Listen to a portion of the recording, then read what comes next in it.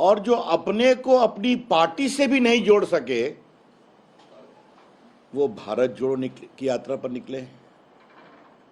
याद है ना, कांग्रेस में एक दरबारी गायन होता है, राहुल जी को फिर अध्यक्ष बनाओ, फिर अध्यक्ष बनाओ। वो कहते हैं मैं नहीं बनूंगा, और बीच में विदेश यात्रा पर चले जाते हैं। तो पार्टी से वो कितने जुड़े हैं ये तो आप सभी जानते हैं। जहां तक पार्टी को जोड़ने का सवाल है, गुलाम नबी आज़ाद चले गए, कितनी बड़ी बड़ी बातें कह गए, वो कैसे आचरण होता है राहुल जी का, और कांग्रेस के अंदर पूरी संस्कृति कैसी दरबार संस्कृति बन गई है। मनीष तिवारी जी को कहना पड़ा कि हम स्टेक होल्डर हैं, हमारी बात सुनी जानी चाहिए। तो कांग्रेस तो अपने लोगों को जोड़ नहीं पा रही है, उनके अपने पुराने समर्पित छोड़कर जा रहे हैं, और राहुल जी चले हैं देश जोड़ने। तो राहुल जी पहले अपना घर तो संभाल लेते, घर को जोड़ लेते तो देश जोड़ने की बात करते। तो ये छलावा है, दिखावा है। It is hypocrisy of the worst order. लेकिन राहुल जी, आज पार्टी की ओर से मुझे आपसे एक दो सवाल पूछने हैं। आपने स्वयं देश की एकता को कमजोर करने की कोशिश कितनी की है? आज आप देश को बताइए, अपनी यात्रा में आपने देश के जवानों से उरी का सबूत मांगा था कि नहीं मांगा था? आपने देश की सेना से बालाकोट की गवाही मांगी थी या नहीं मांगी थी? हिंदुस्तान की एक संस्कृति रही है कि सेना की शहादत, सेना के शौर्य और सेना के बलिदान पर कभी सवाल नहीं करते, और आपने उसका सबूत मांगा। ये आपने देश की सामरिक सुरक्षा और सेना के त्याग को भी तोड़ने की कोशिश की, और आप देश को जोड़ने की बात करते हैं। राहुल गांधी, याद करिए, कोविड के समय में जब पूरे देश को हमारे प्रधानमंत्री नरेंद्र मोदी जी एक करने की बात कर रहे थे, तो आपने क्या कहा था? लॉकडाउन से क्या होगा, थाली पीटने से क्या होगा, मोमबत्ती जलाने से क्या होगा, ये आपने कहा था ना? ये सब आपके स्टेटमेंट तो पब्लिक रिकॉर्ड पर है ना? तो उस समय तो आप देश की एकता को कितना मजबूत कर रहे थे, ये आपको समझना पड़ेगा। इसलिए आज आपसे पार्टी की ओर से सवाल पूछे जा रहे हैं कि देश की एकता को कमजोर करने का आपका रिकॉर्ड कैसा है, और आप चले हैं देश को जोड़ने के लिए। तो ये जो नाटक है, ये जो छलावा है, ये जो दिखावा है, इसको देश के आगे बताना जरूरी है। मोटी बात यह है मित्रों कि ये परिवार को बचाने की यात्रा है। ये परिवार का पार्टी पर नियंत्रण बना रहे, उसके लिए यात्रा है। और इनके साथ कौन लोग खड़े हैं? जो भ्रष्टाचार से दुखित हैं, भ्रष्टाचार की कार्रवाई में आरोपित हैं, और जिनकी स्वयं की राजनीतिक दुकान खतरे में है।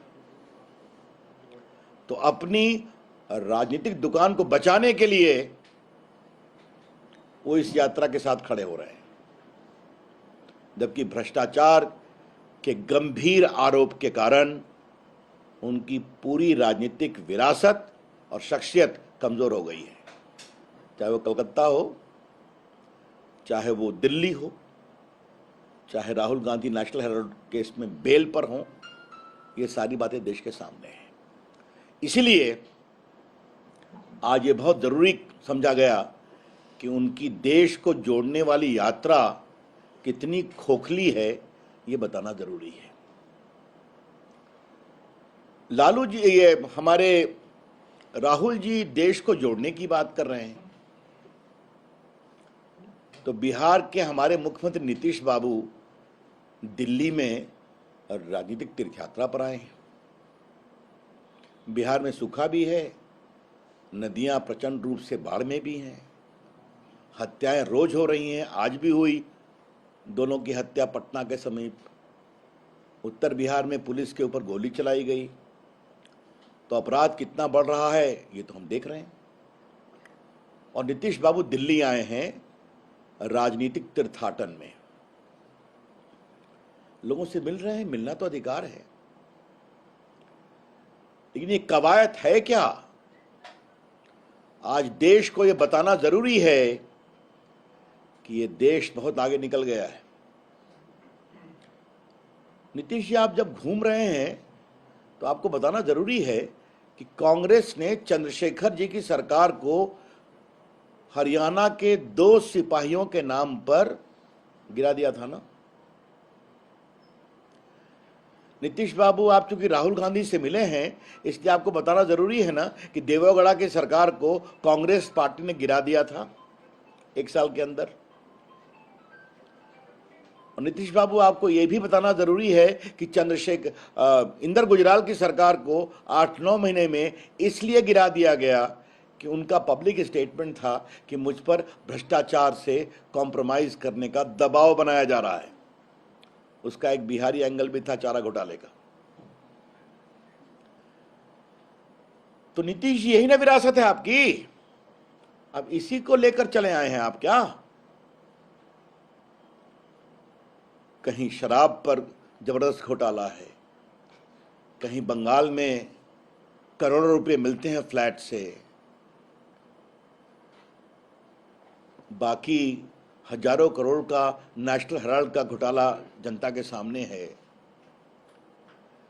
तो नीतीश जी, आजकल जिसके साथ आप खड़े हैं उसमें एक तो उनके बड़े नेता को सजा मिल चुकी है 5-5 केस में,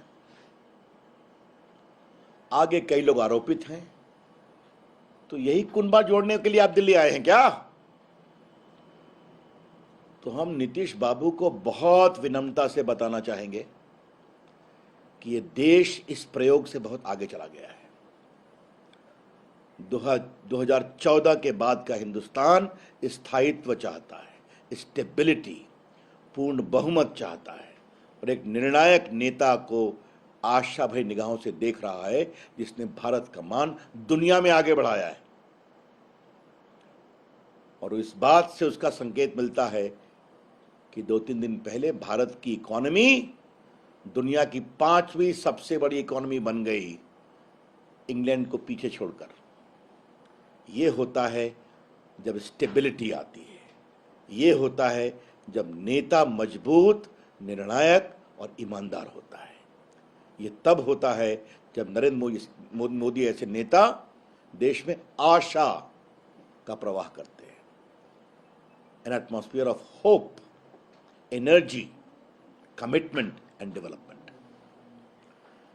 तो ये देश अब बन रहा है जहां स्टार्टअप आगे बढ़ रहे हैं, जहां डिजिटल इंडिया आगे बढ़ रहा है, जहां फिनटेक मूवमेंट बहुत आगे बढ़ रहा है, जहां लाखों करोड़ रुपए गरीबों को उनके बैंक अकाउंट में जा रहे हैं, जहां 80 करोड़ लोगों को मुफ्त भोजन कराया गया।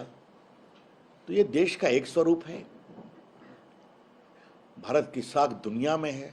मोदी जी दुनिया के लोकप्रियतम नेताओं में से हैं, फिर टॉप किए सर्वे में। तो एक तरफ भारत का ये स्वरूप है आशा का, विकास का, ऊर्जा का और भविष्य को और मजबूती से आगे बढ़ाने का। और नीतीश बाबू, आप दिल्ली आए और ये प्रयोग बार बार होता है। कभी शरद पवार ने कोशिश की अपने घर पर, कभी ममता जी दिल्ली आई तो कोशिश की, कभी केसीआर साहब हैदराबाद से आके कोशिश करते हैं, कभी कभी केजरीवाल जी भी एकता का एक झंडा बुलंद करने की कोशिश करते हैं। अब नीतीश बाबू आप आ गए हैं, तो ये प्रयोग होता रहता है। लेकिन कृपया करके आप इस पंक्ति में लास्ट खड़े हैं और बाकी लोगों का हश्र क्या हुआ ये देश देख चुका है। ये देश इस तरह के अवसरवादी गठबंधन पर न कभी विश्वास करेगा, न कभी उनको प्रोत्साहित करेगा। मिलत टाइम्स को आपकी जरूरत है, हमारी आप माली मदद करें।